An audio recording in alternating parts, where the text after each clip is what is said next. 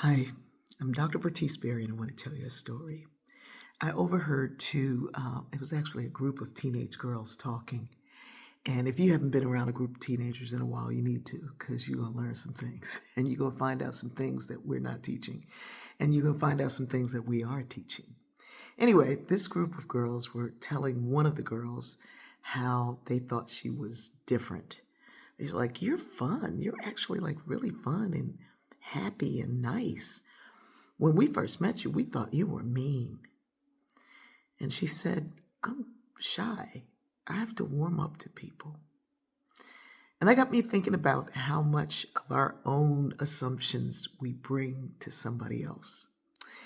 And I'd been stuck in Texas overnight because the whole communication tower went down in Dallas. And so my flight going there to connect to get me home couldn't make it.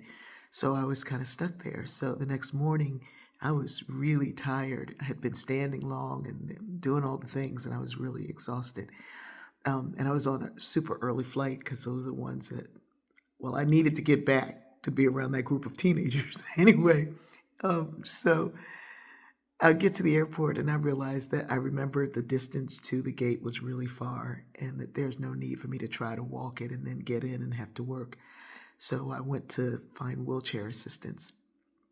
And I went to a section. I didn't know that wasn't the section I wasn't supposed to be in, but there was a wheelchair, and the young lady there was so kind, so polite. She was like, "You sit down. You sit down, Queen. I got you, Queen." I was like, "Okay, thank you." So then they asked for my boarding pass, and that wasn't the gate that I was supposed to be in. And I was like, "Oh, okay." And she said, "Nope, sit right there. I'm gonna go and find the person for you because they don't typically come in until 5." And I said, "Okay, well, I guess I could slowly try to make it." She said, "No, no, you're not, Queen. No, I got you, Queen." And so she came back and she found somebody to take me to the gate.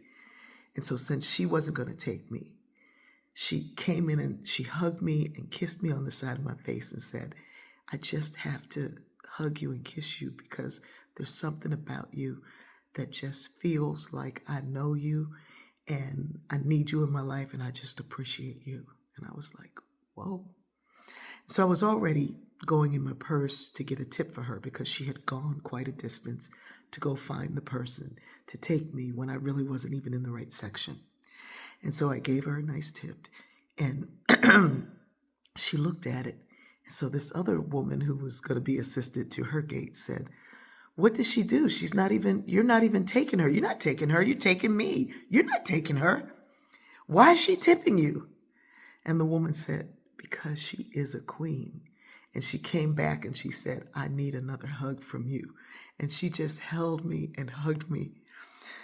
And I was like, whoa, what does she see? But it was her. She was seeing herself. Then I sat next to a woman on the plane who had a lot of stuff going on and she was a wounded warrior and had been through a whole lot in Iraq.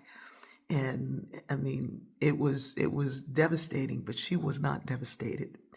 And so as she was talking, she's telling me her stories, telling me many stories. Actually, there's no a story, there were many stories. And then she said to me, "And you, I know you're a boss bee." She used the B word.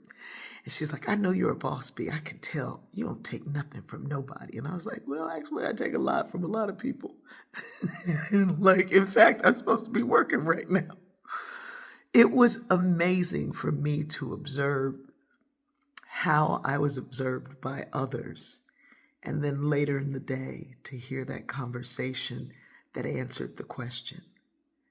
We bring more of ourselves to the definition we have of others than sometimes we see in our own self.